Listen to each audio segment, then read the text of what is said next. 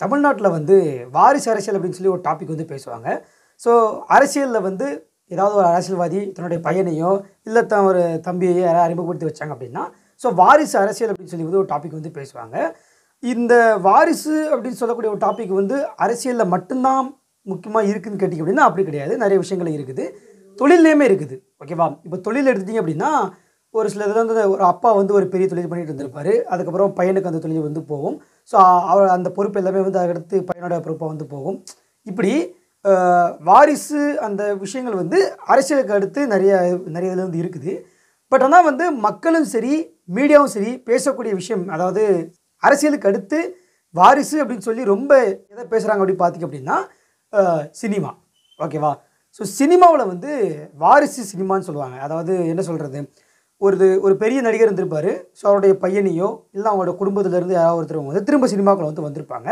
So அதை விட குடும்பத்திலேருந்து வந்தவங்களை விட அவங்களோட ஒரு பெரிய நடிகர் இருக்காருன்னா அவருடைய பையன் வந்தது வந்து ரொம்ப பெருசாக வந்து பேசுவாங்க. இப்போ ரீசெண்ட் டைமில் பார்த்திங்க அப்படின்னா நிறைய டைரக்டர்ஸோடைய பசங்க அப்புறம் ஆக்டர்ஸோட பசங்க வந்து புதுசாக சினிமாக்களை வந்து வந்திருக்காங்க. ரீசெண்டாக ஒரு 2-3 மாதத்துக்கு முன்னே வந்து விஜய் சேதுபதி அவங்களுடைய பையன் வந்து வந்திருந்தார். ஆனால் அவர் வந்தார். பட் ஆனால் அவர் விஜய் சேதுபதியோடைய பையன் அப்படிங்கிறது மீடியாவுக்கும் தெரியும், நமக்கும் தெரியும். ஸோ அவர் சொன்ன விஷயம் என்ன அப்படின்னா, நான் அப்பாவோட லைனில் இல்லாமல் வந்து சினிமாக்கள் வரணும்னு சொல்லி ஆசைப்பட்றேன் அப்படின்னு சொல்லி வந்து சொல்லியிருந்தார். ஸோ அது அவருடைய தனி இதாக வந்து இருக்கலாம். பட் ஆனால் வந்து மெஜாரிட்டி ஆஃப் பார்த்திங்க அப்படின்னா நிறைய பேர் வந்து அவங்களுடைய வழித்தோன்றல் மாதிரி தான் வந்து வருவாங்க. இப்போ ரீசெண்டாக ஓகேவா, இப்போ 1 மாதத்துக்கு முன்னே வந்து ஒரு ட்ரெண்டிங்கில் போய்ட்டு இருக்கிற ஒரு விஷயம் என்ன அப்படின்னா டைரக்டர் முத்தையா. ஸோ அவருடைய பையன் வந்து ஹீரோவாக ஒரு படம் வந்து பண்ணிக்கிட்டு இருக்காரு. அதை பற்றி பேசணும் அப்படிங்கிறது என்னுடைய ஆசையுமே. ஸோ அதை பற்றி பேசுறதுக்காக தான் இப்படி டாப்பிக்கை வந்து அங்கிருந்து கொண்டு வந்துட்டு இருக்கேன். இதுக்கு முன்னே வந்து ஒரு நியூஸ் வந்து போச்சு.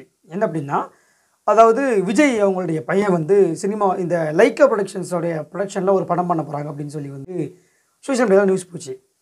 ஸோ அப்போது மீடியாவில் இருந்தவங்களும் சரி மீடியா பார்த்துட்டு இருந்தவங்களும் சரி என்ன சொன்னாங்க அப்படின்னா, அந்த கமெண்ட் செக்ஷன்லாம் இருக்கும் பாருங்கள். ஸோ கமெண்ட் செக்ஷனு ஸோ இந்த மாதிரி இதில் வந்து சினிமாவில் வந்து வாய்ப்பு கிடைக்குது அப்படிங்கிறது வந்து வாரிசுகளுக்கு தான் வாய்ப்பு கிடைக்குது, நார்மலாக போகிற யாருக்கும் வாய்ப்பு கிடைக்க மாட்டேங்குது அப்படின்னு சொல்லி வந்து நிறைய பேர் போட்டிருந்தாங்க.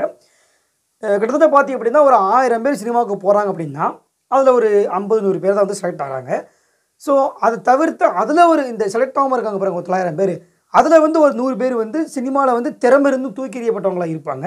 அப்படி இருக்கும்போது ஒரு திறமை இருந்தும் ஒரு சில பேர் செலக்ட் ஆகிறது கிடையாது. ஆனால் இந்த வாரிசுகளுக்கு மட்டும் ஈஸியாக இது கிடச்சிருது அப்படின்னு சொல்லி சோஷியல் மீடியாவில் அண்டு நிறைய பிளாட்ஃபார்ம்ஸ் வந்து பேசிட்டே இருந்தாங்க.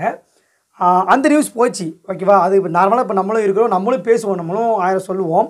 நான் கூட ஒரு வீடியோ வந்து போட்டிருந்தேன். அதுக்கப்புறமா நம்ம அந்த ஒரு விஷயத்தை தான் பேசிகிட்டு இருக்கோம். அதுதான் வந்து சினிமாவில் வந்து நிறைய வந்து இப்படி நடந்துகிட்ருக்கு அப்படிங்கிறது வந்து யதார்த்தமான ஒரு விஷயம். அதுக்கு இதுதான் எக்ஸாம்பிளாக ஒன்று. ஸோ டைரக்டர் முத்தையாவோட பையன் வந்து சினிமாவுக்குள்ளே வர போகிறாரு. சினிமாவில் ஃபஸ்ட் டைம் இது வந்து அவருடைய படத்தை டைரக்ஷன் பண்ணுறது கூட முத்தையா தான். அந்த படம் வந்து மதுரை, ஸோ அந்த ஏரியாக்களில் வந்து ஷூட்டிங் நடந்துகிட்டு இருக்குது. மேபி இன்னும் கொஞ்சம் நாளில் வந்து படம் வந்து ரிலீஸ் ஆக வாய்ப்பு இருக்குது. ஸோ அப்படி இருக்கும்போது டாபிக் வந்து நான் பேசணும் அப்படின்னு ஆசைப்பட்டேன். அதனால தான் வந்து உங்கள்கிட்ட வந்து சொன்னேன். இப்போ நீங்கள் வந்து ஆடியன்ஸ் பண்ணி நார்மலாக நீங்கள் இருக்கிறீங்க, சினிமா பற்றி பார்க்குறீங்க. நீங்கள் வந்து இந்த வாரிசு சினிமா, வாரிசு அரசியலை விட்டுருங்க, அரசியல் பற்றி நம்ம பேச வேணாம். இந்த வாரிசு சினிமா அப்படிங்கிற விஷயங்கள் வந்து நீங்கள் வரவேற்கிறீங்களா அப்படிங்கிறத வந்து கமெண்ட் செக்ஷனில் கமெண்ட் பண்ணுங்கள். இப்போ இதே கேள்வி நீங்கள் என்கிட்ட கேட்டீங்க அப்படின்னா நான் என்ன சொல்லுவேன் அப்படின்னா நான் வரவேற்கிறேன்னு தான் சொல்லுவேன். ஓகேவா? ஏன்னா வாரிசுகளுக்கு ஈஸியாக வாய்ப்பு கிடைக்குது அப்படின்னு சொல்லி நம்ம வந்து சொல்லலாம். ஓகேவா? பட் இருந்தாலும் அவங்க இப்போ என்ன சொல்கிறது, ஒரு பெரிய கோட்டை இருக்கும். ஓகேவா? அந்த பெரிய கோட்டைக்குள்ளே போவதுக்கான ஒரு சின்ன வழி வந்து ரகசியமாக இருக்கலாம். ஓகேவா?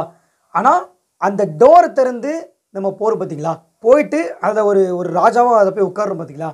ஸோ அதுதான் ரொம்ப முக்கியமான ஒன்று. ஓகேவா? இப்போ நீங்கள் வந்து அந்த ஒரு பெரிய கோட்டை இருக்குது, அந்த கோட்டைக்கு பக்கத்தில் இதுவும் வழி தான் அதுவும் வழி தான் சொல்லிட்டு அந்த வழிக்குள்ளே போகிறது வந்து அது ஒரு பெரிய வெற்றியை வந்து இருக்காது. அது மிகப்பெரிய கேட்டு. ஓகேவா? அந்த கேட்டை திறந்து நம்ம வந்து அந்த ஒரு இடத்துக்குள்ள போய் சிம்மாசனத்தை போய் உட்காரணும். ஸோ இதுதான் வெற்றி. அதே மாதிரி தான் இங்கேயும். ஸோ வாரிசுகளுக்கு வந்து அந்த வாய்ப்பு வேணால் எளிதாக கிடைக்குதே தவிர அந்த இடத்துல அவங்க வந்து அவங்களோட டேலண்ட்டை யூஸ் பண்ணி அவங்க வின் பண்ணால் மட்டும்தான் சினிமாவில் வந்து நிலைக்க முடியும். ஸோ நான் ஸ்டார்டிங்கில் சொல்லிட்டேன், ஒரு 1000 பேரில் 100 பேர் சினிமாக்குள்ளே போகிறாங்க அப்படின்னா கரெக்டாகவும் இருக்கக்கூடிய அந்த 900 பேரில் 100 பேர் திறமை இருந்தும் தூக்கி எறியப்பட்டுருவாங்க அப்படின்னு சொல்லியிருந்தேன்.